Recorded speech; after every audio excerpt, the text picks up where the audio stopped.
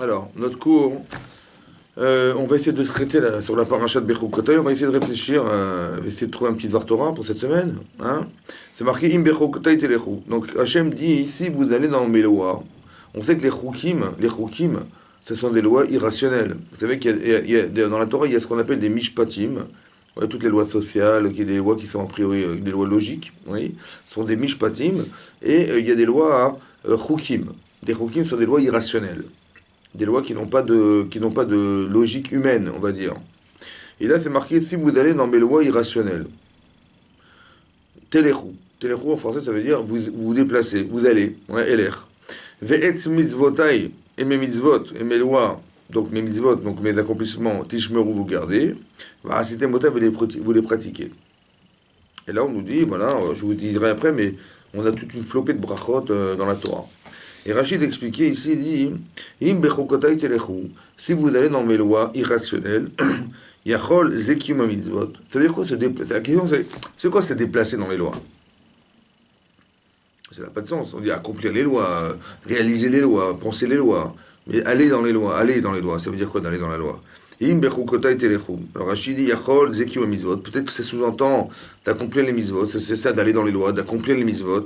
Alors il dit que chez Omer, Zot ve'et mitzvotai tishmoru. Et le texte qui dit juste après, et tu garderas mes mitzvot. Ouais, arrêt, kiyum mitzvah amour. Voilà qu'on parle de l'accomplissement des mitzvot. Tu garderas et tu accompliras mes mitzvot. Donc on parle de l'accomplissement. Donc qu'est-ce que ça veut dire? Alors Rachid dit, donc qu'est-ce que je vais faire du verset, des mots qui sont utilisés pour dire qu'on se déplace dans les lois. Il dit, shitiu amelim batora. Oui. On nous demande d'être amel. En hébreu, amel, c'est de faire des efforts. Ouais, d'être amel batora, de faire des efforts, ouais, de mettre de l'acharnement dans l'étude de la Torah. C'est ça que ça veut dire, téléru, vous vous déplacerez. Alors, il faut comprendre pourquoi d'abord, pourquoi on a utilisé le mot chok pour parler d'être amel batora, ouais, de s'acharner et de trouver de la force et de la répétition dans les lois, ouais. Et aussi, pourquoi c'est marqué ce lachon alicha, pour dire qu'on se déplace. C'est quoi le déplacement? Pourquoi le déplacement? Oui. C'est-à-dire, pourquoi on parle? Pour dire que on fait des efforts dans l'étude de la Torah, ouais, multiples. Pourquoi c'est marqué d'un langage de chok, de loi irrationnelle? Et pourquoi pour dire ça, il a fallu absolument parler de se déplacer dans la loi. C'est quoi le déplacement de la loi? Alors, en fait, il y a des commentaires qui expliquent qu'il est comme ça. C'est quoi le déplacement de la loi? Voilà. Voilà. Là, on est en train d'étudier, on est à table, en train d'étudier devant le Chumash. Bon, alors on discute des lois, on discute de la Torah, ok? Maintenant, on va sortir là par la porte tout à l'heure. La Torah qui s'accomplit là, l'étude de la Torah, évidemment, on est tous pareils. Je veux dire, on écoute un cours, on discute ensemble, on échange des idées. Voilà, ça c'est la Torah. Mais comment ça va se passer dehors? Téléchou, comment vous allez vous déplacer avec? Vous avez compris? Ça veut dire qu'on ne juge pas la personne quand on est à la yeshiva, tout le monde tue la Torah avec vigueur, avec force, etc. Ouais. Mais c'est pas là qu'on voit les personnes. C'est dans le déplacement de la personne. Comment tu te comportes dehors? Comment tu te déplaces? Est-ce que là tu te déplaces avec la Torah ou pas? Vous avez compris? C'est ça. Donc la loi dont on parle, c'est cette loi-là qui se trouve à l'extérieur. Et a priori, ce qui peut permettre de transformer la personne, oui, c'est-à-dire que la Torah nous pénètre, c'est lorsqu'on fait des efforts à l'intérieur de l'étude. Si on apprend de façon superficielle, oui, alors ça reste superficiel dans l'esprit, ça ne marque pas l'esprit. Oui, et dans ce cas-là, pas forcément, ça marque pas forcément. Et donc dans ce cas-là, quand on est dehors et qu'on est confronté au Yetzer Hara, à toutes les tendances, à toutes les attirances à l'extérieur dans la rue, quoi. Après, il faut pouvoir contrebalancer ce désir. Alors, comment on va faire? Alors, si le désir est fort et la connaissance est superficielle, il n'y a pas de quoi soutenir la tendance qui est à l'extérieur de soi. Alors, comment on va faire pour être pénétré du désir de conserver la Torah? Il faut, Amel Batorah, il faut faire des efforts. Oui. Mais pourquoi c'est pas lié à toutes les lois et que c'est lié au Chokim? Alors justement, j'ai pas fini. Là, on essaie d'expliquer le téléchou. Qu'est-ce que la Torah voulait dire par déplacement? Pourquoi le déplacement? Oui, voilà. Quand vous dites, par exemple, imaginez-vous, les gens sont à table, ouais, et puis bon, la personne se lève et sort. Il dit, mais pourquoi les autres sortent pas? Pourquoi ils se déplacent pas? Il dit, quand on regarde sous la table, on voit qu'ils n'ont pas de jambes. Ouais, unijambiste, il n'y a pas de jambes. Je dis, ah d'accord, je n'avais pas compris. C'est le problème, il dit là, vous avez compris, on a le cerveau, mais est-ce qu'on a les jambes qui vont avec? C'est-à-dire, est-ce qu'on a on est capable de se déplacer dans nos vies avec la Torah?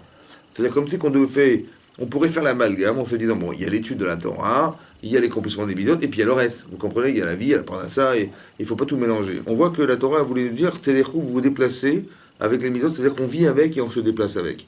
Vachai baem, vélo, oui, vachai baem. Et pourquoi on a parlé de Chukim a priori? A priori, parce que dans les mishpatim, dans les lois rationnelles, dans les lois sociales, c'est facile de se déplacer avec la Torah.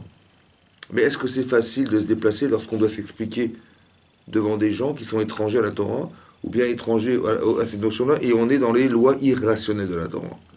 Alors on nous dit, Téléchou, c'est-à-dire vous déplacerez dehors en ayant confiance en Hachem et l'amour que vous avez d'Hachem jusqu'à accepter de faire des lois qui soient même carrément irrationnelles. Ça va? Donc l'irrationalité est révélatrice de l'attachement qu'on a à la Torah. C'est ça que je voulais dire. Ça va? Ça, c'est une chose à comprendre. Deuxième chose à comprendre, c'est quoi? Ici, on nous demande de faire des efforts. Oui? Mais non. En hébreu, le mot shana, ouais, c'est marqué Veshinantam levanecha. Tu enseigneras la Torah à tes enfants. Le mot shana, il peut se traduire de trois façons.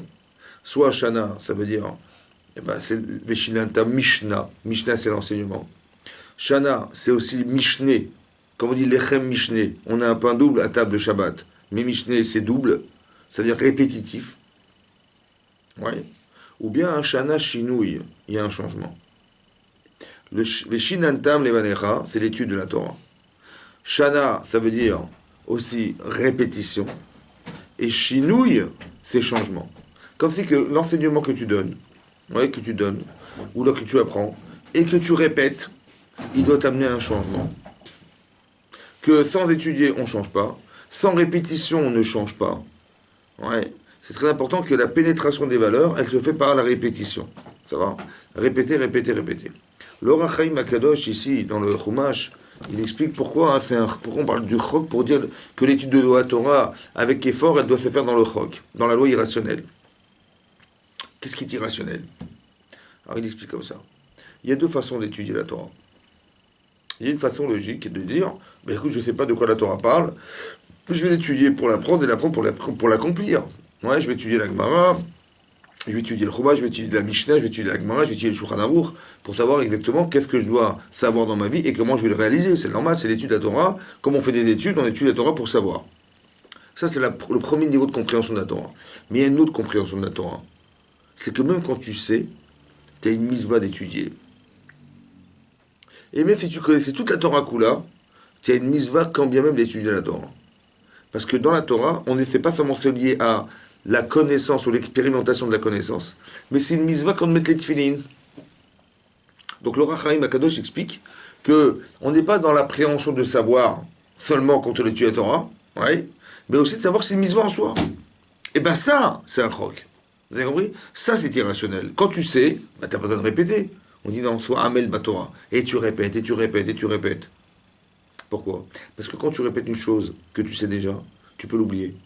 Mais quand tu la répètes 10 fois, 15 fois, 30 fois, 50 fois, à la fin, tu ne peux pas l'oublier. Elle fait partie de toi. Et après qu'elle fasse partie de toi, tu peux te déplacer avec. Vous avez compris? Une chose apprise une seule fois, bon, bah, tu n'es pas sûr de l'avoir retenue. Et si même tu l'as retenue, tu n'es pas sûr de l'avoir intégré. Et si même tu l'as intégré, tu n'es pas sûr de pouvoir réagir avec. Mais quelque chose que tu as répété sans cesse, c'est sûr que, parce que le désir, il est présent, puisque la répétition, elle est fatigante. Mais comme tu aimes la Torah, alors tu vas répéter la Torah. Et en répétant la Torah, tu vas accomplir la partie de la Torah qui est le chok de la Torah. Oui? Comme ça, il y a une marade dans Menachot, la Gemara dit que Rabbi Shmuel, il avait un élève, il connaissait toute la Torah. Il était voir son Rav, il a dit, dites-moi Rav, est-ce que je peux apprendre la Chochma Yévanite, la Chochma des Grecs, qui est la philosophie? Alors il lui a posé cette question, il dit, je connais toute la Torah, est-ce que vous pensez que je peux étudier la Chochma Yévanite, la philosophie, quoi? Voilà. Et il lui a dit, bah écoute, il y a marqué dans la Torah, ou Betorato, Yehege, Yomam, Valaïla. Et dans sa Torah, vous en parlerez le jour et la nuit. Alors il a dit, bah si tu trouves un moment qui est ni jour ni nuit, il n'y a pas de problème, tu peux essayer. Comme c'est l'Akbar a dit. Mais non, c'est-à-dire qu'il dit, c'est pas possible. Pourquoi c'est pas possible? Je sais pas comment. Il connaît la Torah. Qu'est-ce qu'il a besoin? Même qu'il la connaît, qu'elle a acquise, laisse-le apprendre autre chose. Il dit non, il faut que tu étudies Yom Valaïla, le jour et la nuit, j'ai pas compris. Il connaît, vous avez compris? Il a voulu dire en fait, non. Il faut que tu saches que la Torah, c'est pas seulement de savoir. Il y a une mitzvah d'étudier la Torah, ouais, même quand tu sais. Ça va, tu as vu des fois 10 fois Rachid, tu as vu des fois 10 fois le Chumash, tu connais par cœur, tu as encore une mitzvah d'étudier la Torah, c'est un chok. C'est ça que le Rachem explique, c'est une loi irrationnelle. Et si vous vous déplacez comme ça, c'est-à-dire que on nous demande d'avoir un attachement à la Torah qui est tellement fort, oui, qu'on s'habitue à l'étudier, mais on a le désir de toujours même répéter des choses qu'on sait déjà. Et ça, c'est révélateur de l'amour de la Torah. Ça qui est marqué aussi, là-bas, c'est marqué que David Amelech, il a dit que ses jambes, elles le déplaçaient au Beth Midrash, alors qu'il avait beaucoup d'occupations. David Amelech, c'est un roi, donc il avait sûrement des occupations politiques, des occupations sociales, des occupations parentales, familiales, etc. Et tout ça, il dit, quand je voulais partir quelque part, eh ben, mes jambes me m'amenaient au Beth Midrash. Ouais.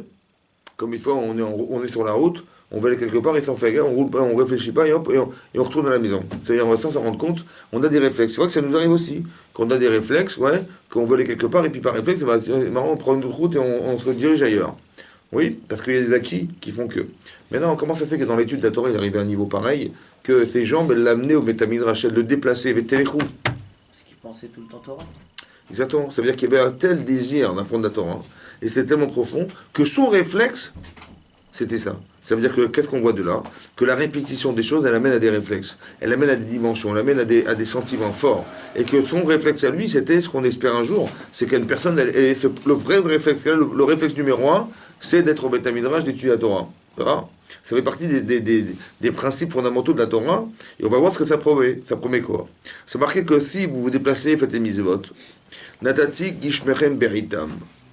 Je mettrai, dit Hachem, les pluies en leur temps. Untana Haaretz Yevula, et la terre produira ses récoltes. Ve'es Asade, Iten Pirio, et les arbres les champs donneront leurs fruits. Ve'isig Lachem Da'ish et Abatsir. Oui, que lorsqu'il y aura la saison des blés, vous allez retrouver la saison des vendanges. Elles vont se suivre. Ve'batsir Yasik et Azara. Et lorsque ça sera fini la saison des vendanges, directement vous aurez la saison des blés. Il n'y aura pas d'alternative d'interruption entre les blés, entre la saison des blés et la saison des vignes. Et vous mangerez votre pain en étant rassasiés. Et vous serez en sécurité sur vos terres. Je mettrai la paix dans le pays d'Israël.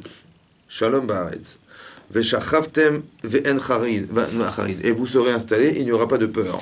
Vous n'aurez pas peur. Et je chasserai les animaux sauvages de la terre. Et le sabre ne passera pas par votre pays. Vous pourchasserez vos ennemis.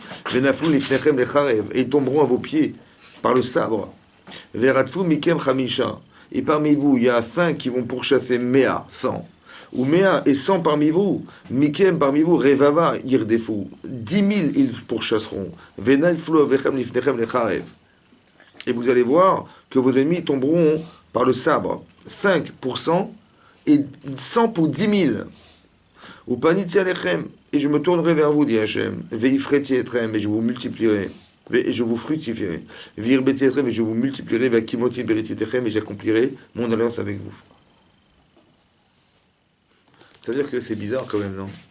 Que par l'étude de la Torah et l'accomplissement des mitzvot, on est en paix. On a la bracha. Nous, on cherche la bracha, on cherche la paix, on cherche à ne pas être engagé dans des guerres, on cherche, oui, non. Et en fait, la solution, elle est marquée dans ce pasuk. Incroyable ou pas? Oui. Est-ce que c'est logique? Comme c'est marqué dans les Pirkei Avot, le monde repose sur 3 choses. Ashushat Dvarim Haolam Hamed, le monde repose sur l'argent, et sur... Non. Sur quoi le monde repose? Ouais. Sur la Torah. Ouais, la Torah, l'étude de la Torah. Avoda. Avoda, c'est le service. Ouais. C'est quoi le service? Le service, c'était au Beth Amikdash. Et qu'est-ce qu'on faisait au Beth Amikdash? On a mis des corbanotes. Mais pourquoi faire? Un, c'était la justice. L'autre, c'était la teshuva, la remise en cause. Les dons qu'on faisait au Beth Amikdash parce qu'on était reconnaissant de ce que Hachem nous faisait. D'accord? Cette relation avec Hachem, elle a été remplacée, puisqu'on a plus de Beth Amikdash, par la tefila. Cette partie intime qu'on essaie d'exercer avec Hachem en priant. Ça va? Donc la Torah, c'est l'étude de la Torah. La Avoda, c'est le rapport vertical qu'on a avec Hachem, direct, la conscience qu'on a de lui. Et Gmilut Rasadim, le fait de faire du bien, de faire Achnasatochrim, ça veut dire d'inviter les gens à la maison. ça fait partie des éléments qui sont composants de l'existence du monde. La relation entre les gens, je comprends. La relation commerciale, la relation d'amitié, c'est normal. Parce que si on ne supporte pas, c'est la guerre, et la guerre, c'est la destruction, c'est l'extermination du peuple. Ouais. Donc il faut qu'on soit solidaires les uns des autres. Ça, c'est logique. Le fait que on ait un rapport avec Hachem, ouais, c'est logique, parce que si on est là, c'est grâce à lui, donc on entretient cette relation, c'est logique. Mais la Torah, c'est logique, la Torah? Ah, parce qu'on étudie la Torah, alors le monde, il va continuer à vivre. C'est logique chez vous, ça? Le monde, il a été créé par la Torah. Oui, mais est-ce que c'est logique? Est-ce que tu dis, bah oui, parce que les gens ils étudient à Yeshiva, c'est pour ça que la bourse elle augmente, parce on fait du business, on arrive à vivre avec. C'est logique ça? C'est logique ça? C'est logique. Est-ce que dans les universités on dit, vous savez quoi, c'est grâce à Dieu et grâce à la Torah que le monde. C'est ça qu'on utilise dans les facs d'économie, dans les facs de gestion. Ils parlent pas de la Torah, les gens. C'est logique ou pas? Bah a priori non. Vous avez compris pas? Vous savez pourquoi? C'est un choc. C'est complètement irrationnel. Si Hachem ne nous l'avait pas dit, on n'aurait jamais imaginé que c'est possible. On est Mahamin que c'est que comme ça que ça fonctionne. C'est pas logique, hein, c'est un choc. Mais d'un autre côté, quand vous êtes Amel Batora, vous faites des efforts dans l'étude de la Torah, vous cassez la tête. C'est peut-être pas le moment d'étudier, mais c'est pas grave. Allez, j'ouvre un livre et j'étudie. Oui, parce que j'aime la Torah. C'est ça qui va créer le lien avec Hachem. Et je me tournerai vers vous et je vous donnerai des brachot. Ça veut dire, qu'est-ce que ça veut dire? C'est quoi la logique de ce rapport? Alors peut-être le rapport, il est comme ça. C'est marqué dans la Torah hein, que Hachem, il s'est lié d'alliance avec le clan d'Israël. Oui. À partir de quand il s'est lié d'alliance? À partir du moment où il y a eu un brit. Un brit, c'est une alliance, Ben Abetarim, oui, qu'il a contracté avec Avraham Avinu. Ça a démarré comme ça, le brit. En fait, il y a trois brits, il y a trois alliances. Il y a eu le brit qu'il a fait avec Abraham, il y a la brit Mila, l'alliance qu'il a faite Abraham avec Hachem, oui. Il y a le brit du mariage et le brit de la Torah. Oui, qu'Hachem il était Koret Berit avec le clan Israël le jour du matin de Torah. Koret Berit, c'est-à-dire qu'on est lié d'alliance avec Hachem. Et quand Hachem il s'adresse à Abraham, bizarrement, il lui dit Karna et Bincha, je t'en prie, prends ton fils, je t'en prie. Il nous supplie Hachem. Il supplie Abraham, je t'en prie, prends ton fils et sacrifie-le. Je t'en prie, c'est-à-dire que je t'en prie. Quand Hachem il dit à Moshe Rabbeinu, Daberna El Ham, ouais, va parler au peuple et dis-leur je t'en prie, dis-leur d'aller voir les Égyptiens et de leur demander les richesses.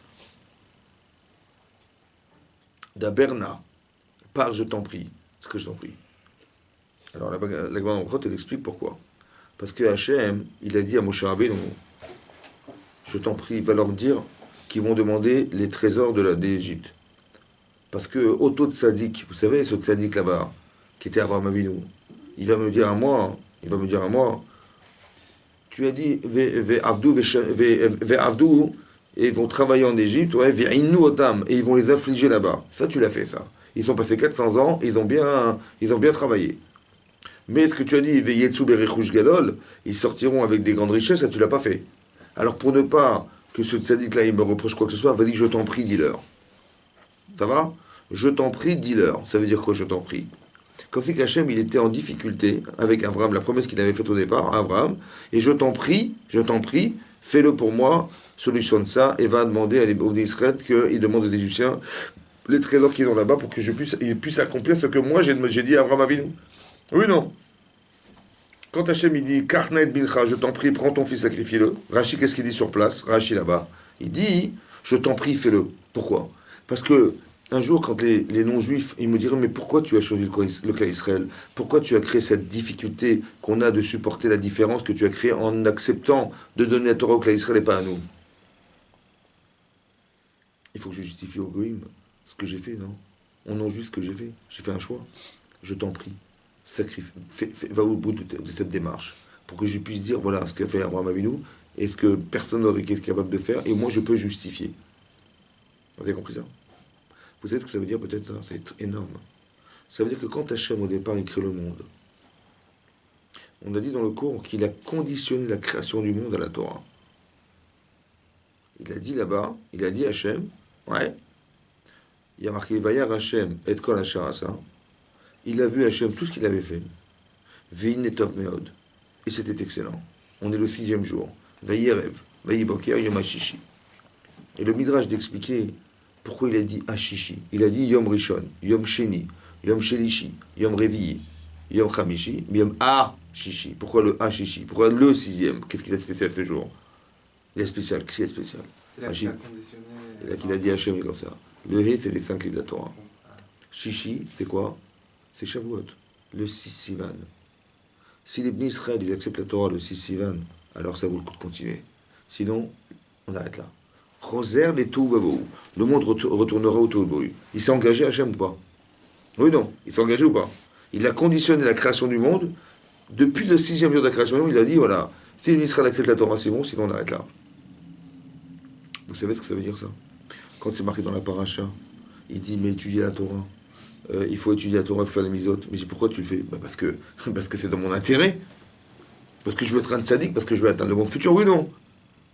En vérité, c'est pas ça. C'est comme si Hachem dit, je t'en prie, étudie la Torah. Je t'en prie, fais-le pour moi, fais les misotes. Pourquoi? Parce que j'ai déconditionné la création du monde à ce que tu vas faire. Je t'en prie, fais-le pour moi. Vous avez compris ce que ça veut dire, ça? Ah, mais du coup, c'est un peu contradictoire avec l'histoire de Noir, où il a dit qu'il détruirait plus jamais le monde. Pardon? Oui, mais c'est-à-dire que tout vous, c'est pas pareil. C'est pas qu'Hachem il va détruire parce qu'il va punir. Non. C'est que sans l'étude de la Torah, sans électricité, tu peux pas faire marcher ta machine à laver. Tu comprends pas? Il n'y aura pas de courant. Je t'en prie, mets du courant. C'est-à-dire que moi, j'ai conditionné ma promesse selon toi. C'est-à-dire que c'est toi qui va... Quand tu es dedans, tu te rends compte ce que tu es en train de faire. Tu es en train de permettre à Hachem de se justifier lorsqu'il a conditionné à la Terre et à la planète et à l'univers que le monde ne pourrait exister que par la Torah. Le Midrash Rabbah, il dit là-bas, hein, il a dit comme ça, le jour où il a donné la Torah à Hachem, il a dit comme ça, de garder la Torah, je peux pas. De ne pas vous la donner, je peux pas. D'accord? De vous la donner et de m'en séparer, c'est pas possible. Alors venez, on va être Koré de Bérit. On va se lier d'alliance. Et vous savez ce qui va nous lier? C'est la Torah. Quand tu vas étudier la Torah, tu vas pratiquer les mitzvot, c'est ça qui fait tampon entre nous et Hachem. Est-ce que nous, on a un rapport avec Hachem? Aucun. En fait, qu'est-ce qu'on a à voir avec Hachem? Et Hachem, qu'est-ce qu'il a à voir avec nous? Rien. Vous savez qui nous lie? C'est la Torah. Qu'est-ce qui fait le pont entre nous deux? C'est quand tu étudies la Torah et tu pratiques les mitzvot, tu crées un pont entre ce qui t'a donné et ce que tu as reçu. Koret Berit, il fait lier d'alliance de cette manière. Et c'est logique que maintenant vous comprenez très bien que quand on étudie la Torah, Hachem, ça l'intéresse? Bien sûr, parce que ça justifie ça, le serment qu'il a fait au monde. Donc est-ce qu'on aura des brachot? Ben évidemment, parce que ça l'intéresse que ça continue. Est-ce qu'il va se lier d'alliance avec nous? Bien sûr. Est-ce qu'il va se tourner vers nous? Bien sûr. Est-ce qu'il va nous multiplier? Bien sûr. Est-ce qu'il y aura le shalom? Bien sûr. Parce que pourquoi il n'y aurait pas de shalom? Vous comprenez? S'il n'y a pas de shalom sur la terre, ben c'est parce qu'on a des problèmes avec les gens à l'extérieur de soi. Mais pourquoi on a des problèmes extérieurs? Parce que ce qui est extérieur à soi est révélateur d'une forme de défaillance. Oui, vous comprenez? C'est-à-dire que quand on n'est pas en accord avec ce que Hachem avait pris au départ, le monde il commence à se détériorer petit à petit. Parce que l'alliance qui a été contractée, elle est conditionnée par les mitzvot. Elle est conditionnée par l'étude de la Torah. Ça fait partie des axiomes évidents de la continuité du monde. Donc quand on étudie moins la Torah, ou quand on est moins en accord avec ses principes, eh ben c'est comme si que la Neshama voulait partir, et son corps il devient malade de savoir que sa Neshama s'en va, et il veut la retenir, il n'arrive pas. Vous comprenez ce que ça veut dire? Comme si que l'expression de la maladie, c'est le fait que la Neshama ne se retrouve pas à l'aise là où elle se trouve, elle veut partir, et lui dit non, attends, si tu t'en vas, je disparais, j'ai pas envie. Et la différence entre la Neshama qui part et celle qui reste, c'est la maladie, c'est l'expression de la maladie. Ça se détériore physiquement. Vous comprenez? C'est pareil. Que quand on fait les mitzvot, ben, ça fonctionne, c'est normal, on est épanoui. Et lorsqu'on n'est pas épanoui dans la Torah, eh ben, il y a comme une sorte de désir de partir de là où on se trouve, et le fait de partir de là où on se trouve, ben, manifestement, il n'y a plus la vitalité qui nous fait vivre, et donc voilà, c'est ce qui va se passer. C'est pareil, vous avez compris? C'est les mêmes phénomènes. On ne se rend pas compte de la responsabilité, on ne se rend pas compte de la chance qu'on a, nous, de permettre à Hachem de faire que le monde est monde. Je ne sais pas si vous vous rendez compte. Mais alors, comment on peut l'amener au top? C'est quand on répète la Torah et on recommence à l'étudier et on répète les mitzvot et la répétition faisant, on devient maître de ces mitzvot-là, on devient propriétaire de l'émotion que ça nous traverse et ça nous permet d'exister et d'avoir la force d'aller se battre contre l'Yetzirah. Ça va? Parce qu'il n'y a rien qui peut qui repousse le Yetzirah si ce n'est l'amour des mitzvot et l'amour de la Torah et le fait de ne pas trahir cette relation avec Hachem. Ça va? L'étude de la Torah, la relation à l'autre et la prière. Ça veut dire quoi? Ça veut dire comme ça. les trois éléments sont très importants de comprendre. Parce que dans la paracha, hein, il y a la paracha de Bechukotai, qui ensuite parle des klalotes. Vous savez, les malédictions. Toutes les malédictions, elles sont marquées dans cette paracha. Mais elles sont aussi répétées ailleurs, dans la paracha de Kitavo. Ça va? Et quand on lit les klalotes, on vit des choses effroyables. Quoi. Ça veut dire que, pourquoi c'est tellement dur, effroyable? Donc quand vous lisez, je ne vais pas vous citer les choses, mais c'est-à-dire que ces choses sont d'une cruauté immensément grande de ce que les autres peuples pourraient faire contre nous, ou bien que la précarité qui pourrait être vécue à l'intérieur du clan d'Israël, qui est effroyable. Mais pourquoi c'est tellement dur, à votre avis? C'est pourquoi c'est dur? Parce que c'est proportionnel à ce qu'on a manqué. Mais, mettez-vous dans la tête, c'est pour ça que j'ai introduit le cours en vous expliquant ça. Il faut croire en ça, c'est un choc, mais c'est comme ça. C'est irrationnel ce que je vous dis. Mais quand vous étudiez la Torah, vous permettez au monde de tourner. Vous avez compris? C'est-à-dire que c'est incompréhensible. Mais c'est le rôle, comme si qu'on permettait à Hachem de mettre de l'énergie, parce que c'est nous qui allons régler l'énergie qu'Hachem il va mettre dans la terre pour qu'elle tourne. Est-ce que vous vous rendez compte de ça? Donc c'est clair que quand on est en adéquation avec ce paramètre, bah, c'est super, ça marche. Et sinon, bah, ça s'arrête. Vous avez compris pas? C'est interdépendant de nous. C'est pour ça qu'on n'a pas le droit de lâcher prise. Et ce mérite-là de permettre à Hachem nous permet de rentrer au Gan Eden. Pourquoi? Parce que quand on le fait pour lui, eh ben on va retrouver Hachem. Vous avez compris ce que ça veut dire? C'est pour ça qu'on dit quand on étudie la Torah ou quand on fait des mitzvot, on ne fait pas forcément pour soi. On le fait par pudeur, avec pudeur. Il est marqué Ve'atzna lechet im Hachem elokecha. Tu te déplaceras avec Hachem, mais betzniut avec pudeur. Ça veut dire quoi avec pudeur? Ben quand tu pries, à quoi tu penses? Ben tu es avec Hachem. Mais dans tes déplacements dans ta vie, tu dois être avec Hachem. C'est quoi avec Hachem? Ça veut dire comme ça. Ça veut dire comme ça. Ça veut dire quoi d'être avec Hachem? Alors il faut savoir comme ça. C'est marqué dans le Teilim, c'est marqué là-bas, on dit Baruchu Elokenu, béni soit-il notre Dieu, Sheberanu l'Irvodo. Sheberanu, il nous a créé l'Irvodo en son honneur. Ça va? Donc pourquoi il a créé le monde d'Hachem? Pour son honneur. Ça vous paraît logique ça? Hein? On dit Hachem, il est Melech HaKavod, le roi des honneurs. Bon, est-ce que c'est une bonne mida de chercher les honneurs? Hein, c'est une qualité ça ou c'est un défaut? Mais Hachem, il est Melech HaKavod. Ah, le roi des honneurs. Le roi des honneurs, ça se fait pas de dire ça. Ouais? On dit Hachem Melech HaKavod. C'est honteux. Surtout quand on voit comment il s'exprime là. Il est d'une humilité incroyable, Hachem. Comment vous dire Melech HaKavod? Ou il a créé pour son Kavod. Il a créé pour son Kavod, ça veut dire quoi? Ouais? C'est marqué dans le Nar, c'est marqué dans le Navi, marqué Barativ, Yetzartiv, Afasitiv. L'Irvodi, pour mon Kavod, Barativ, je l'ai créé, Asitiv, je l'ai fait. Ouais, je l'ai fait pour mon Kavod. C'est marqué dans le Hachem, le Navi, il a dit qu'Hachem, il a pensé comme ça. Comment c'est possible? Ouais? Ça veut dire quoi qu'il a fait pour son Kavod? Oui? Une fois, le Rav Grossman, il a raconté une histoire pour illustrer cette idée. Le Rav Grossman qui est avec Migdala Emek. Ouais? Il a dit comme ça. Une fois, hein, il y a un monsieur, il devait marier sa fille. Ouais, sa dernière fille. Ouais. Il devait marier sa dernière fille. Et donc, il était très heureux de pouvoir marier son dernier enfant. Ouais. Et qu'est-ce qu'il a fait? Il a envoyé des faire-part à ses enfants. Donc, un qui habitait aux États-Unis, l'autre qui habitait je ne sais pas où. Il a envoyé des faire-part en disant voilà, je vous envoie la date à laquelle votre sœur va se marier. Et il a mis un petit mot avec. Il a dit vous savez, tout ce que vous allez dépenser pour ce mariage, je rembourse. Allez-y. Ça va? Les billets d'avion, les costumes, les machins, tout ce que vous voulez. Donc, il avait deux enfants, un qui était riche et un qui était pauvre. Bon, le riche, il reçoit le faire-part, il ouvre l'enveloppe, il voit ce mot, il dit super, papa il paye des trucs, il dit à sa femme, écoute, vas-y, papa il rembourse. Va te servir, va dans les magasins, je te donne une perruque, je te donne un maquillage, les enfants, les costards, les trucs, tout ça. Et les billets d'avion, première classe. Bon. Le pauvre, il reçoit la lettre. Il dit, bon, le papa il est gentil, c'est gentil de nous rembourser, mais qui va payer? Et j'ai pas d'argent. Ça va, qui c'est qui va avancer l'argent? J'ai pas d'argent. Donc qu'est-ce qu'il fait? Il n'achète rien du tout. Il va chez le voisin, il dit voilà, j'ai le mariage de ma soeur, ça vous dérange pas? Il dit ouais, j'ai un costume, bon, un peu rapiécé, les gosses pareil. Il a pris ce qu'il a trouvé, quoi. Il n'avait pas d'argent, il a pris ce qu'il a pu trouver. Ça va? Qu'est-ce qui se passe? Donc le jour J où il devait aller au mariage, ils se retrouvent les deux frères à l'aéroport, ils prennent l'avion ensemble.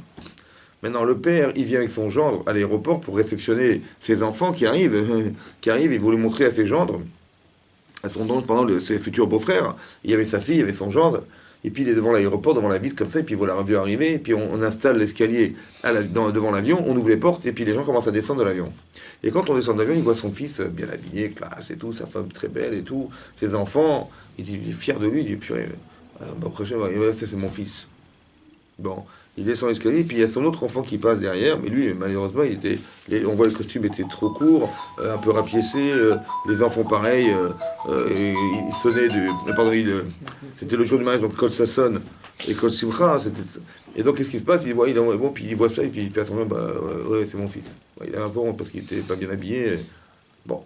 Et puis bon, alors, il les reçoit, il les embrasse, et puis voilà, la fête a démarré, ils ont fait le mariage, après les Sheva Brachot, et puis bon, voilà, tout le monde a fait. On a fini Sheva Brachot, donc les 7 jours de Brachot, et tout le monde est prêt à partir. Qu'est-ce qui se passe? L'enfant qui était riche, il vient voir son père, il dit papa, Mazal Tov, c'était super, un mariage extraordinaire, je suis très content et tout, que la cavode et tout. Et voilà, comme prévu, voilà, il sort son enveloppe, il fait papa, voilà, les factures. Il fait de quoi tu parles? Les factures, papa, les factures des costumes, les factures des billets d'avion, les factures de tout ce qu'on a dépensé pour le mariage. On a voulu faire honneur, pour le mariage de notre sœur. Il dit, mais de quoi tu parles? Il dit, voilà, la facture. Il dit, mais quelle facture? Il dit, attends, heureusement, j'ai gardé la lettre. Il a gardé, il dit, voilà, tu as écrit que tout ce que vous ferez en mon honneur pour le mariage de votre sœur, je paierai. Ben voilà, c'est pas moi, c'est bien toi qui as écrit. Il fait, oui, mais c'est pas. Il fait, ben, qu'est-ce qui se passe? Il fait, mais je te dois rien. Il dit, pourquoi? Il dit parce que tu l'as pas fait pour moi, tu l'as fait pour toi. Il dit comment ça, c'est chaleur, mais bien sûr que j'ai fait pour toi et pour ma soeur, évidemment, on a fait ça, on s'est pas déplacé pour rien quand même, c'était pour votre cavode. Il a dit écoute mon chéri, tu te rappelles quand tu étais dans l'aéroport avec ton frère? Il dit oui. Il dit t'as vu comment il est habillé? Je dis ouais, j'ai vu, ouais. Il dit mais si tu l'avais fait pour moi, tu aurais été acheter un costume à ton frère? Oui. Tu l'as acheté ou pas? Non. Donc tu l'as pas fait pour mon cavode, tu l'as fait pour ton cavode. Ça marche pas. Vous avez compris? Ça veut dire comme ça. Il faut comprendre ce qu'il a voulu dire le Rav, c'est d'expliquer. Il a tout créé pour son kavod. Ça peut dire que Hachem il cherche le kavod. C'est que nous, qu'est-ce qu'on va faire pour son kavod? Tu respectes Hachem, alors fais des mitzvot, l'irvodo. Tu dis, mais qu'est-ce qu'Hachem il aurait aimé que je fasse? Qu'est-ce qui lui aurait fait plaisir? Qu'est-ce qu'il aurait honoré que je fasse? Vous avez compris? Il a fait tout ça pour qu'on crée le kavod. C'est quoi le kavod? Le lien qu'on a avec Hachem, c'est le respect d'Hachem. Vous avez compris? C'est comme ça qu'Hachem dit, je t'en prie, fais-moi, rends-moi service, fais ça. Et toi tu dis, mais bien sûr, je vais le faire, bien sûr. Quelle idée de Serrara il peut te perturber pour que tu ne fasses pas la volonté d'Hachem? Vous avez compris ça? Il a créé l'Irvodo en son kavod. C'est pour rendre son honneur que moi je dois réfléchir, mais comment je pourrais l'honorer Hachem? C'est ça qu'il a créé. Pas pour Chazvé Shalom qu'il a créé le monde parce qu'il cherchait le kavod. Il cherchait qu'il soit honoré. Pas du tout. C'est qu'il a fait pour son kavod. C'est que je dois vers cette perspective et cette préoccupation de savoir, mais qu'est-ce que je peux faire pour lui? L'irvodo, pour son honneur. Ça dépend du niveau que tu lui procures, tu lui donnes. C'est ça que ça veut dire, vous avez compris. C'est-à-dire qu'on est lié d'alliance avec Hachem. C'est quoi la kritout brit? Ouais, on est lié d'alliance. Parce qu'en hébreu, koret, ça veut dire quoi, karet? Karet, ça veut dire quoi, karet? Hein? Tranché. Et brit? Lié. On est koret berit, ça veut dire quoi? En français? Koret. Brit? Mais non. On est lié d'alliance. On lie des liens d'alliance. On se noue avec Hachem. Non, il y a marqué Koret. C'est quoi Koret? Trancher. Trancher le lien, ça n'a aucun sens. La brite. Ouais, la brite. Mais c'est bizarre que Hachem il dit on est Koret Berit. Tout le temps, vous verrez dans la Torah, j'étais Koret Berit dans la Matan Torah, partout Koret Berit. Mais quoi Koret Berit? Ça veut rien dire Koret. C'est pas ça, c'est que c'est exactement l'inverse. On se lie d'alliance avec Dieu. On n'est pas coupé d'alliance. Ça n'a pas de sens. On a un brit quand? Il y a brit Mila, le mariage et la Torah. Le Gaon de Vilna, il explique, c'est quoi la cri toute brit, c'est quoi couper le lien, couper l'alliance. C'est comme ça. Quand tu es sur la rouba, qu'est-ce que tu fais? Bah, tu prends une bague qui t'appartient, on dit, tu l'as acheté, c'est toi qui l'as acheté? Ah, ouais, bien sûr, c'est moi qui l'ai acheté. Et tu dis à ta femme, Ariette, mais connais Chetli. Qu'est-ce que tu fais en fait? Bah, tu te lis d'alliance par quelque chose que tu as coupé de toi. Cet argent, tu aurais pu faire autre chose avec? Non. Je l'ai consacré à ça. J'ai coupé de moi pour lui donner.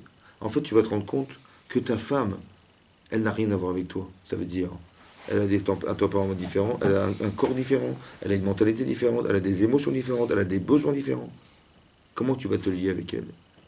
Alors, quand c'est Hachem, pareil. Vous savez ce qu'il a fait Hachem? Il dit là, tu auras la garder, je peux pas, parce que vous en avez besoin. De vous la donner de mort séparée, je peux pas. Alors venez, on va être Corée de Bérit, ça veut dire quoi? Je vais retirer, couper de moi la Torah pour vous la donner. Je vais couper ce bien, ce lien que j'ai de moi pour te le donner. Et c'est ce lien qui va nous lier en fait. Ce qui fait tampon entre l'homme et sa femme, c'est ce qu'il lui a donné. Vous avez compris? Ce qui fait tampon entre Hachem et nous, c'est la Torah. C'est ça qui fait tampon. Il n'y a rien d'autre. C'est pour ça que si on est dedans, ben, il y aura les brachot. Et si on n'est pas dedans, il y a l'inverse. C'est logique. Vous avez compris? C'est comme si une femme elle avait sa bague à la doigt, mais elle n'est pas mariée. Mais tu vois pas que dans la bague? Elle n'est pas mariée, madame. C'est un problème. C'est ça qui nous lie en fait. Il faut que tu te rappelles que tu es marié, ouais, tu as l'alliance dans le doigt pour que tu te rappelles toujours que tu portes sur toi quelque chose qui nous lie. C'est vrai ou pas? C'est pareil. La Torah, le Brit, c'est pareil. On a retiré de soi le prépuce pour dire que je suis lié d'alliance. Ça m'a coûté de faire quelque chose. Vous comprenez ce que je veux dire? Ça veut dire que c'est comme ça, quand tu étudies la Torah, tu te prives de ton temps pour la Torah. Tu consacres ton esprit pour la Torah. Et c'est dur. Et quand c'est dur, c'est que tu fais des efforts, tu aurais pu penser autre chose. Quand c'est que ton corps, il était attiré à faire autre chose dans sa vie, tu dis non, non, non, je suis désolé, je vais tuer la Torah. Et quand tu fais ça, tu fais un effort contraire. Mais tu construis l'amour. Tu construis le désir. Pour ça que ça paraît pas cohérent, mais c'est comme ça. Et plus tu le vis dans cet esprit-là, plus c'est irrationnel, parce que c'est pas logique, c'est pas c'est irrationnel. Donc pourquoi tu le fais? Mais je le fais parce que j'aime Hachem. Alors je le fais et je répète et je recommence. Comme c'est qu'il y avait, dans la Torah, il y avait cette dimension de connaître la Torah, et cette dimension d'étudier la Torah, même malgré que tu la connais. Parce que si tu aimes tellement ce que tu fais que tu répètes et tu répètes, et cette mise-là, hein, elle fait tenir le monde. C'est incroyable. Autant que les mises que tu fais, elles permettent au monde d'exister. Mais est-ce que tu peux faire sans savoir? Oui. Alors il faut se consacrer du temps pour apprendre la halakha. Nous, on est parti à la yeshiva. Donc qu'est-ce qu'on a fait? On a fait le bac, on est parti à la yeshiva. Pourquoi faire? Ben parce que c'est tellement évident que c'est essentiel. Il y a des générations qui ont été coupées de l'étude de la Torah, malheureusement. Et puis maintenant, ben, on essaie de revenir à l'ancienne version qui était la vraie version du départ. Mais les gens, ils étaient tous dans la Torah avant, ça n'existe pas, pas étudier la Torah, ça n'existe pas.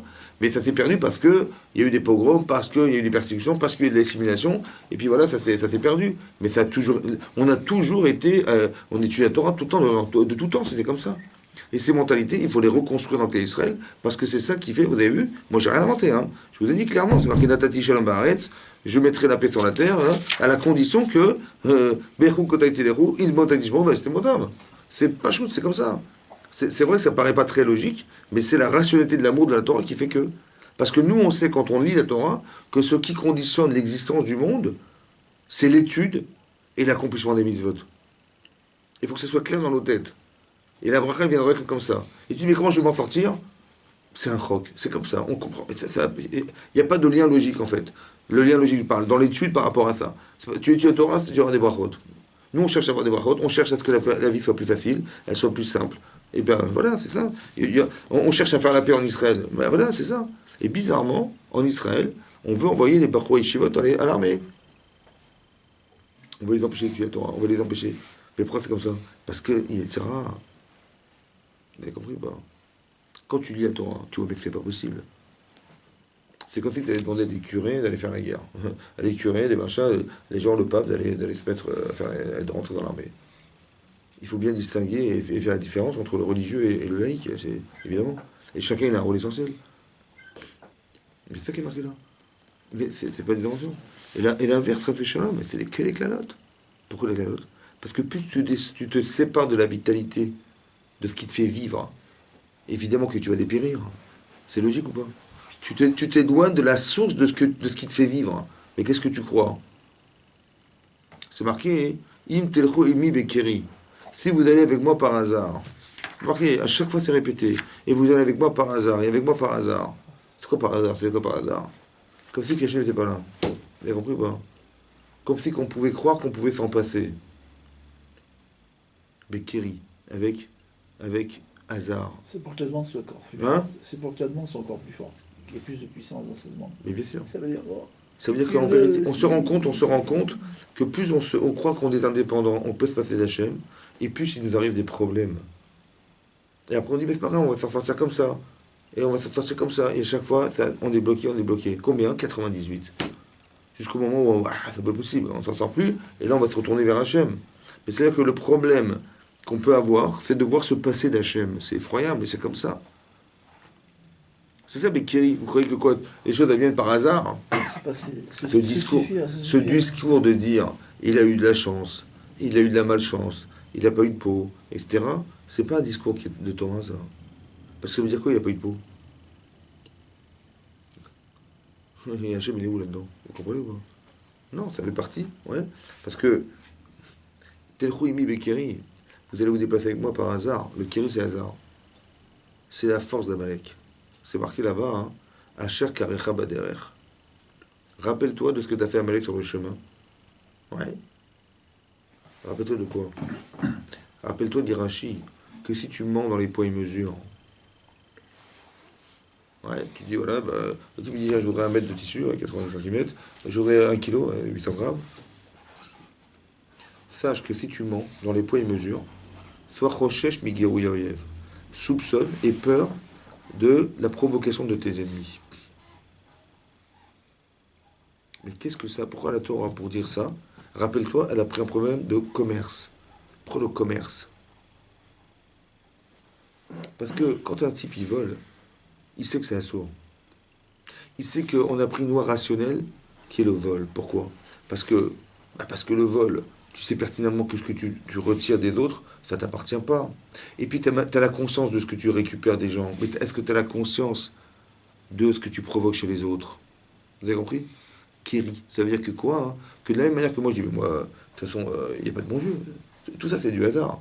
Tout ce qui compte, c'est on focalise sur l'intérêt. Mais c'est marqué l'Otixol. C'est marqué l'Otisnaï, Tachira Vivavecha. C'est marqué plein de choses qui sont liées à ce phénomène. Comment ça fait que le type il est capable de faire ça? Parce que Hachem n'était pas présent. Alors qu'est-ce qui va se passer quand Hachem n'est pas présent? Il y a un Amalek qui arrive. C'est quoi Amalek? C'est celui qui pense à chaque Karecha Baderer. Rashi Karecha, il est venu par hasard. La philosophie du hasard, c'est Amalek. Il n'y a pas de bon Dieu, il n'y a pas de bon Dieu. Tout ça, c'est les aléas du Mazalot. Tu comprends? Mazal, ça veut dire quoi? Il y a des hauts et des bas dans la vie. Bah, c'est normal, regarde, Vénus, Mars, c'est comme ça. Donc on est lié à Mazal, et bon, bah, si ça marche, bah, c'est logique. Et si ça n'a pas marché, ne t'inquiète pas, c'était normal, regarde, c'est marqué dans les Mazalot. Qu'est-ce qu'il y a au-dessus du Mazal? Il n'y a rien. Mais pourquoi on est attaqué par Amalek?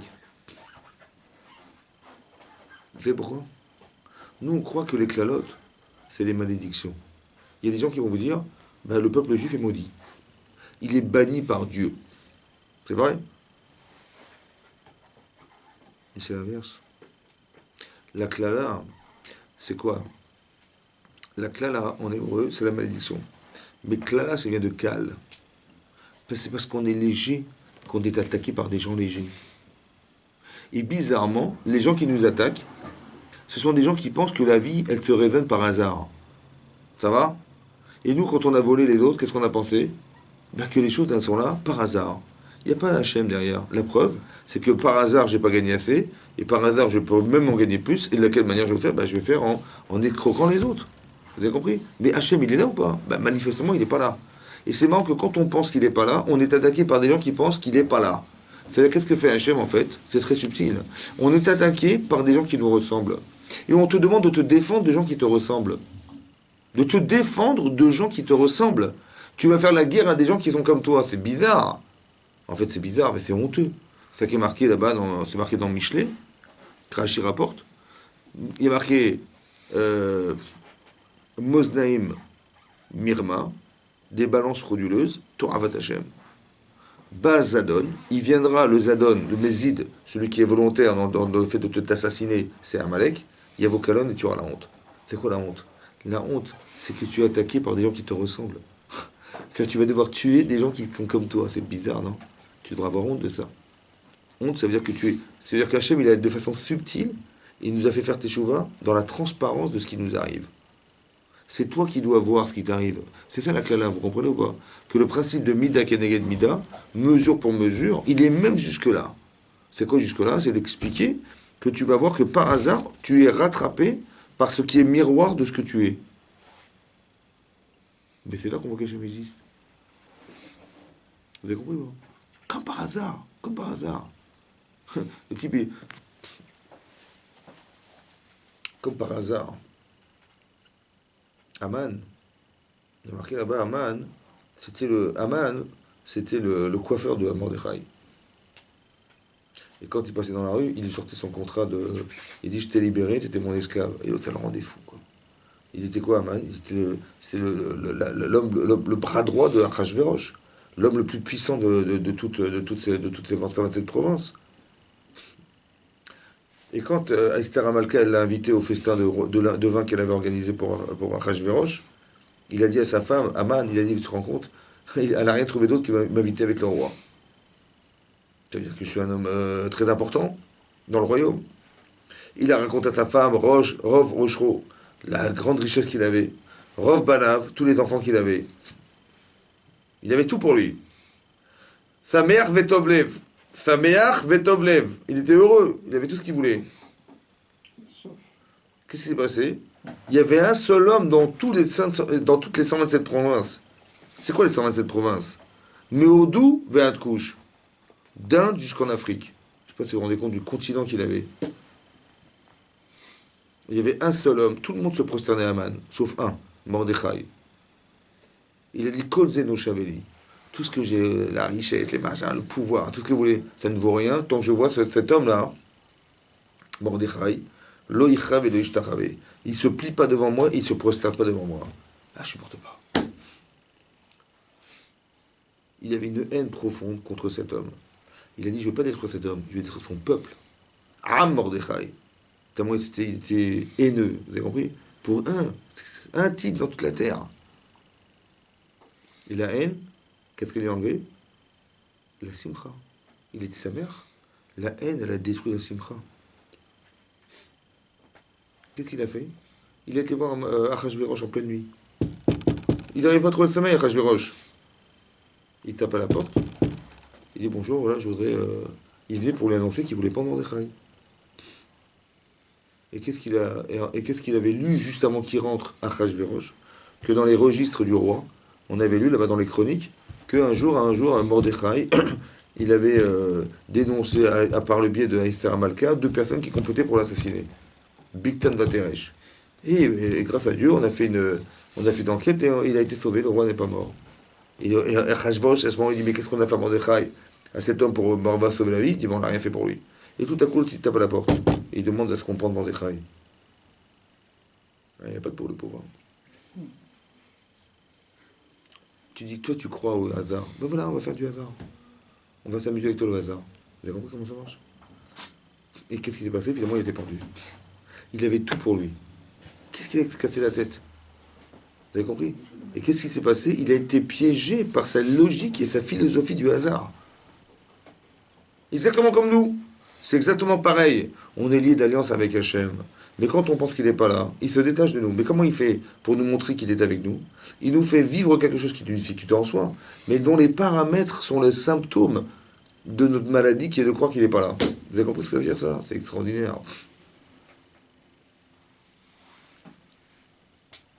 Et dans la paracha de Kitavo, c'est marqué là-bas. À cause de quoi on a eu tout ça? Tachat asher lo avata et Hashem besimcha. Ou betuv levav berov kol. Tout ça à cause du fait qu'on n'ait pas fait les misotes avec joie, belev tov, betuv levav, avec un bon cœur, mais rov kol alors qu'on avait tout pour nous.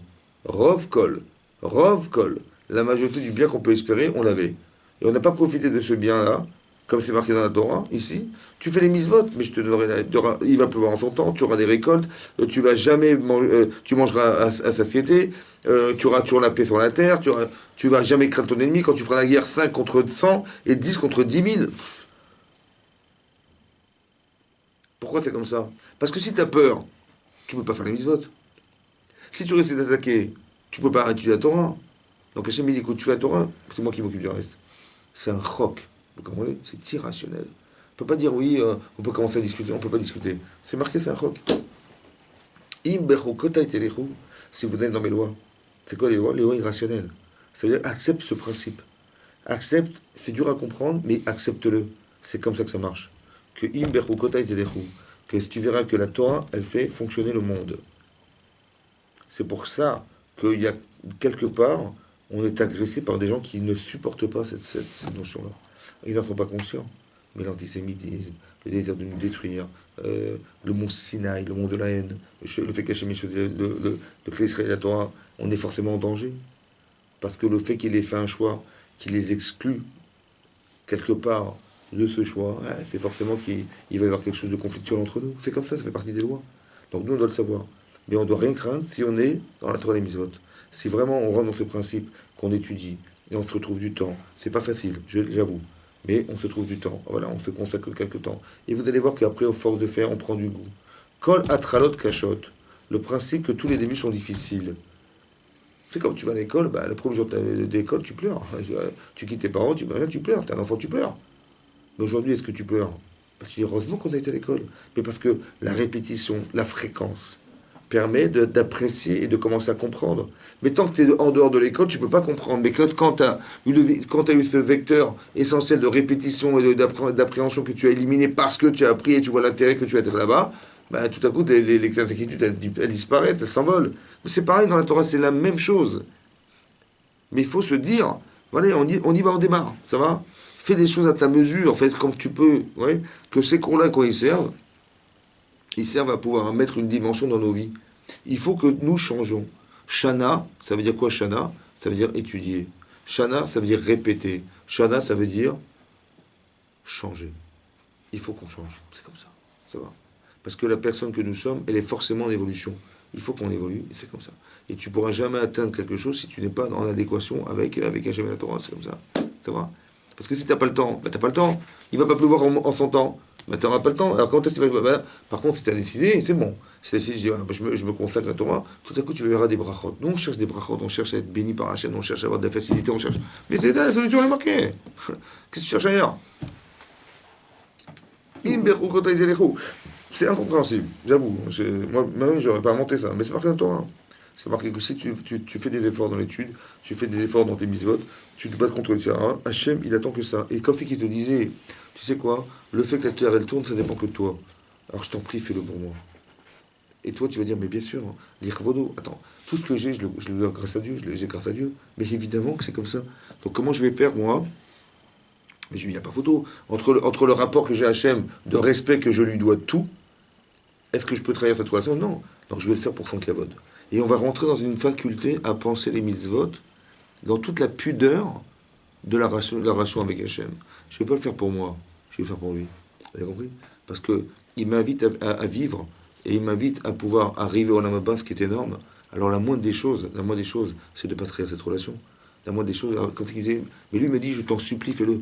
Karnaï bincha, Daberna, je t'en prie, parle. Je t'en prie, fais-le parce que j'ai promis à Abraham. Comme c'est qu'Hachem, il avait fait des promesses à Abraham et que nous, on est obligé de les réaliser. Moshe Rabbeinu, il est obligé de réaliser ça. Autant que Hachem, il a juré que le monde devait tenir par la Torah et que si on n'accomplit pas, comme c'est qu'il avait fait un serment qui était caduque. Mais quelque part, ça veut dire qu'on est responsable et quelque part, ça veut dire qu'on a la chance d'être partenaire d'Hachem. Il n'a pas donné la Torah à n'importe qui, hein. Il nous a donné à nous. Et sur le mont Sinaï, on était présents. Voilà, toutes les Neshamot étaient présentes. Comme ça, la Gemara dit. Donc c'est-à-dire qu'on était là. C'est-à-dire qu'on ne peut pas renier. Vous avez compris pas? Oui, c'est pas là-bas, c'est pas là-bas. On était tous là. C'est-à-dire au fond de nous, il y a ce sentiment qu'on est attaché à la Torah et Mitzvot. Et ce sentiment, il faut créer le pont. Et ce qui nous dérange, c'est que on n'est pas habitué à ce discours, malheureusement on n'est pas habitué, mais c'est marqué, là je vous l'ai lu, c'est marqué clairement, c'est comme ça. On ne peut pas se tromper, c'est impossible de dire autrement. Donc ça veut dire qu'on doit s'habituer, bien Hachem, à se consacrer, à avoir l'amour de la Torah. Ouais. Et quand on aime les mitzvot, on aime la Torah, c'est comme on aime l'argent. Voilà, on aime l'argent, on est attiré par l'argent, on est attiré par faire des bénéfices. Réfléchissez-le dans le rapport avec Hachem. J'ai envie de gagner ce rapport avec Hachem. J'ai envie d'avoir un Olamaba le plus grand possible. Si on devait faire un concours, celui qui aurait le plus grand Olamaba possible, je vous promets qu'on n'arrêterait pas de faire des vidéos, on étudiera dans les moindres détails, parce que c'est un concours qu'on doit réussir. Parce que c'est pas une envie personnelle d'avoir un Olamaba, un grand Olamaba. C'est obligé, t'es obligé. Au début, t'es obligé. Tu sais pourquoi?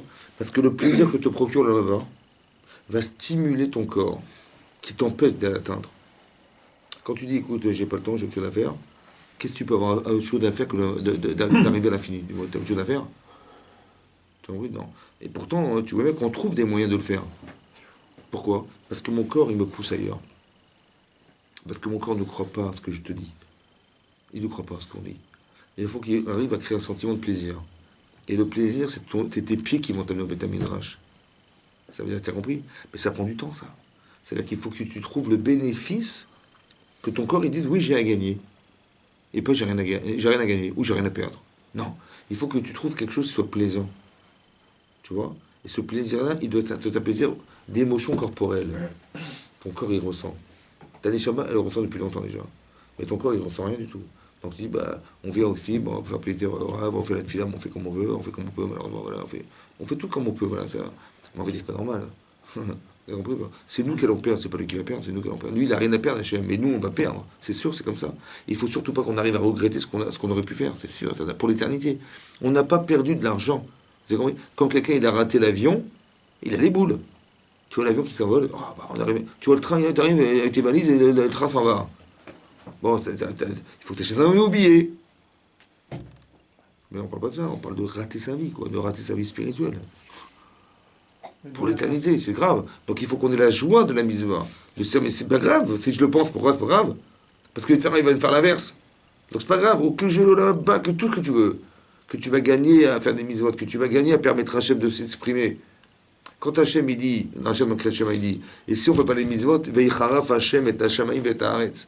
Veicharaf, il va veicharaf Hachem se rentre en colère, veichatzar et Hashamaim, il va bloquer le ciel, il va pas pleuvoir.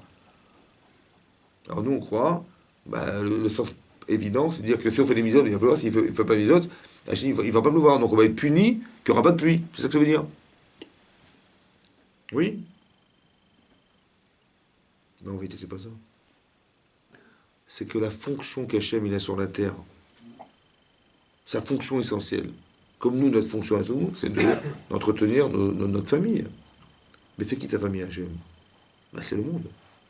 Oui, non. Qu'il pleuve ou qu'il pleuve pas, ça dépend de qui. Hein?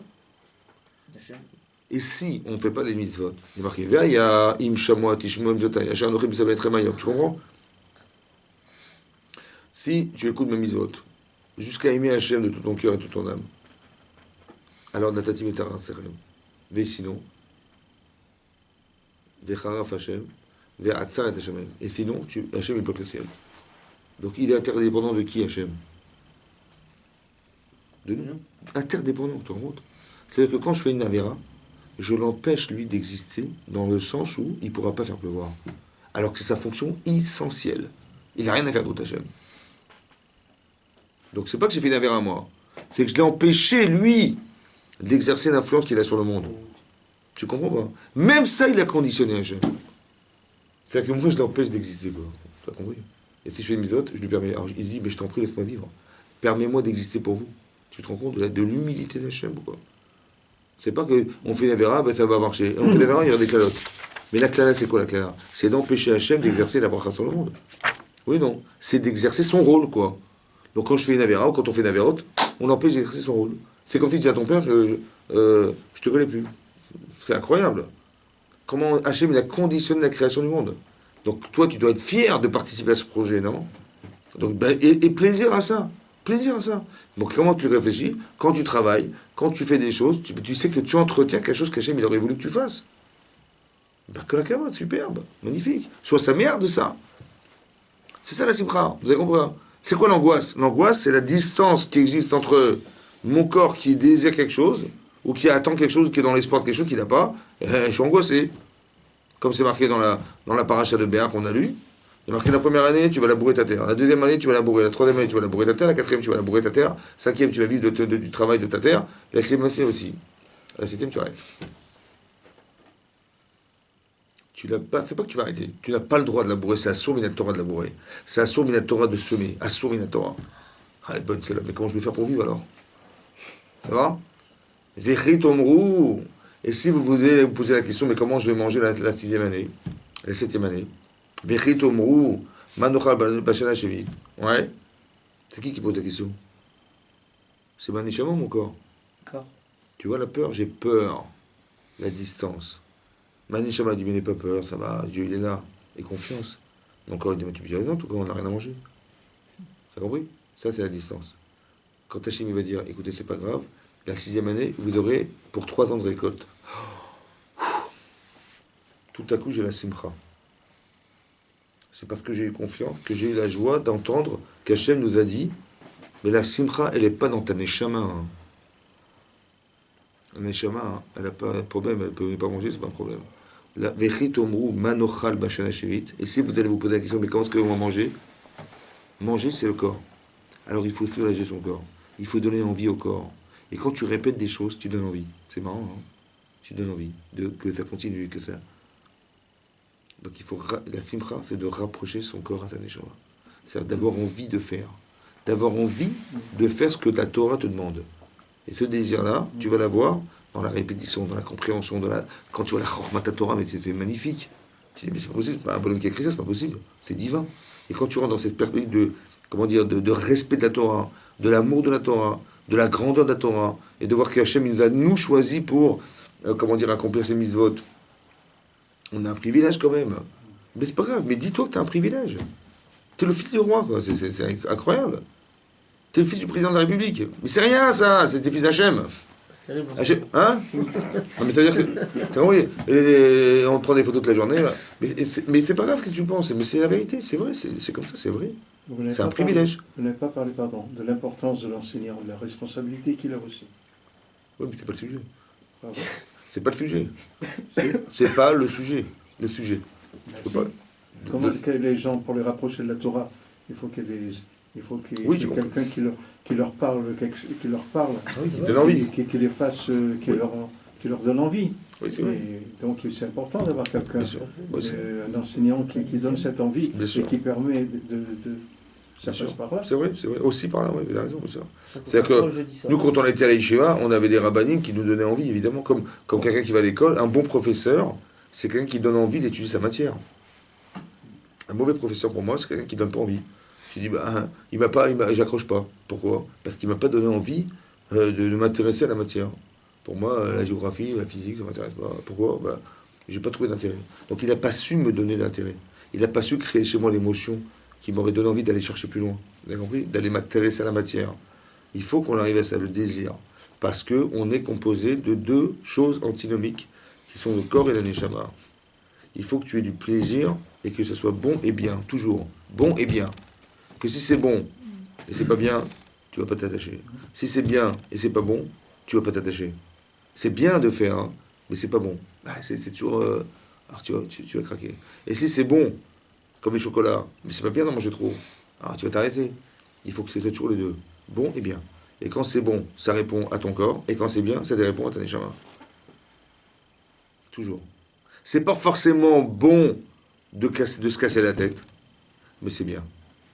Parce que tu seras intelligent. Vous avez compris quoi? C'est un choc, c'est pas logique. Si c'est pas bon, c'est pas bien. Sinon, des fois c'est pas bon, mais c'est bien. Et à un moment donné, tu verras que ce que tu croyais ne pas être bon, quand tu vas devenir intelligent, tu vas te rendre compte que c'était bien. Parce que ta façon rapide de penser, ta faculté, ton éventail large de compréhension, il est haut parce que tu t'es cassé la tête. Tu as pensé à tout. Ça donne une force d'intelligence qui est au-dessus de l'énorme, au-dessus de la moyenne. C'est pas facile, c'est dur, c'est pas bon, mais c'est bien. C'est comme ça. Et à un moment donné, tu vas te rendre compte que l'inverse.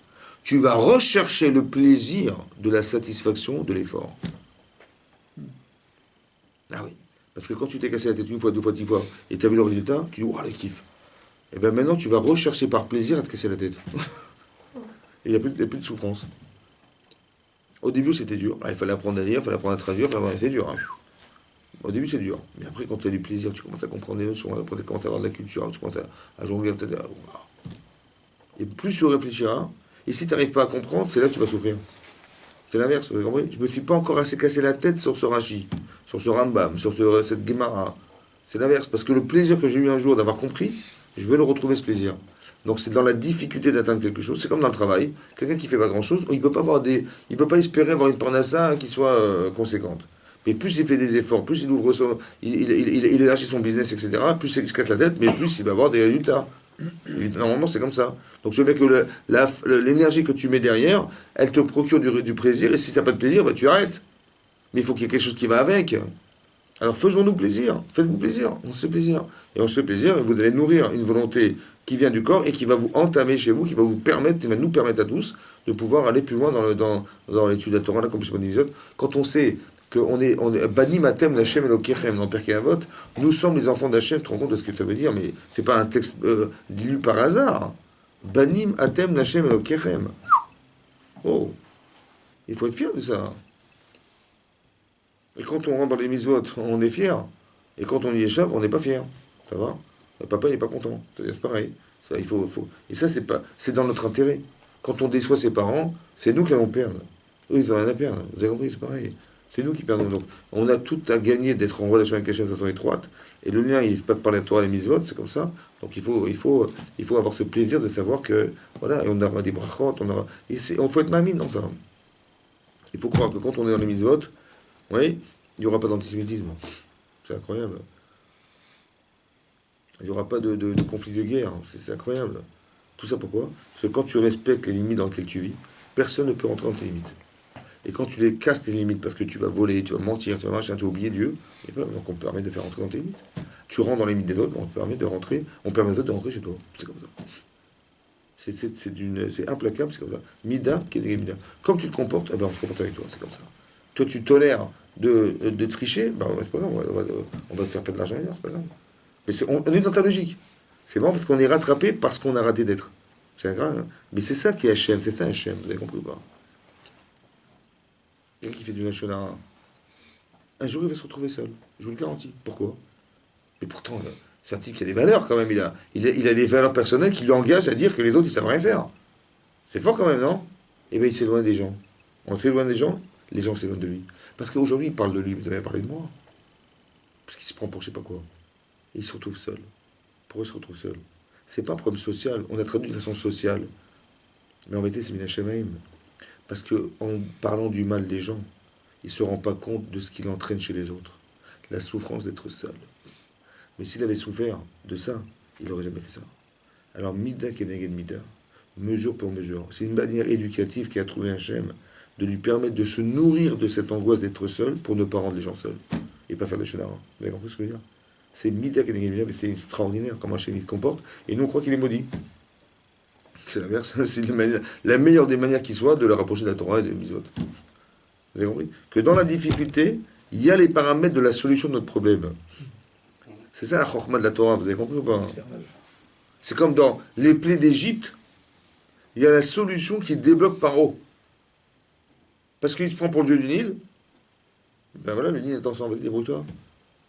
Ah, il est bien embêté, ça va? Donc il va reconnaître qu'il n'est pas du Nil. Et son pays, il est le roi de je sais pas quoi, et il voit que son pays s'autodétruit automatiquement. Mais tu n'as plus rien à défendre. Pourquoi tu dis non, mais attends, je suis quand même pas n'importe qui, donc je vais quand même pas lâcher Mistral comme ça. Et ok, pas de problème. Quand tu penses comme ça, alors si on pense comme toi, ok. Mais qu'est-ce que fait Hachem psychologiquement? Il le détache des intérêts qui font qu'il est capable de tenir tête pour ne pas lâcher ses intérêts. Les intérêts, c'est quoi? C'est le dieu du Nil, le roi du monde, l'argent, etc., etc. Il y a des gens qui travaillent pour les gratuitement. J'ai dit non. Tu vas tout perdre au fur et à mesure. Et tu vas libérer la conscience que tu as de t'entêter à croire que tu as à défendre des valeurs de kavod, des valeurs de royauté, de dieu du Nil. Et au fur et à mesure, Hachem l'élimine. Jusqu'à ce qu'il n'a plus rien à défendre. Il n'a plus rien à défendre, donc il va lâcher Israël. Normalement, c'est logique. C'est ça qui fait Hachem. Et les gens, ils croient que dans Hachem, il a puni. Et par où il peut penser, tu m'as fait ce coup-là, tu as dévoilé aux autres que j'avais un secret, que j'étais le dieu du Nil, eh ben je vais me venger contre toi. Ça, c'est l'Yitzhara. Vous avez compris pas? Alors que l'Yitzhara, il va dire, bon, écoute, c'est un peu cohérent, tu vois, le mec, il est au-dessus de tout, et puis que finalement, ils ont le droit de vivre, les gens, quand même, tu vois. Cette cohérence, il ne l'a pas. Parce que le pouvoir domine la conscience qu'il a de les libérer. Alors Hachem, il enlève le pouvoir pour lui libérer la conscience. C'est ça ou pas? C'est un chesed ou pas? Alors que lui pourrait prendre comme il a dévoilé, machin, il m'a fait la ronde de ma vie, et je vais me venger. Vous avez compris la différence entre Yetzer Hara? On étudie la Torah pour comprendre ces mécanismes. La Torah, c'est un remède au Yetzer. Vous avez compris comment ça marche? Tu peux penser comme ça ou comme ça. Comment il faut penser? Ben, réfléchis, tu vas voir. Regarde dans la Torah, tu verras que la solution, que la Torah est un remède à tous les problèmes qu'on peut avoir, social, économique, tout ce que vous voulez, c'est marqué dans la Torah. Donc, on s'en prive, Économique, c'est tentant. Hein? Mais tout, c'est comme ça. Mais regarde, je te lis le texte. La Tati Geshperem Beitam, en son temps, il va tomber sans ton temps, la pluie. Tu auras jamais de problème de récolte. Il y aura la pluie dans ton pays. Tu vas jamais trembler. Qu'est-ce que tu veux plus? C'est ce qu'on espère tous. Et Hachem dit, me tournerai vers, je vous multiplierai, mais je ferai kiffer avec. Qu'est-ce que tu veux plus? Ouais, c'est ça. Donc il faut le faire dans cette lancée, cette pluie. Chazak ou Baruch, monsieur. Chazak ou Baruch. On attend 5 minutes.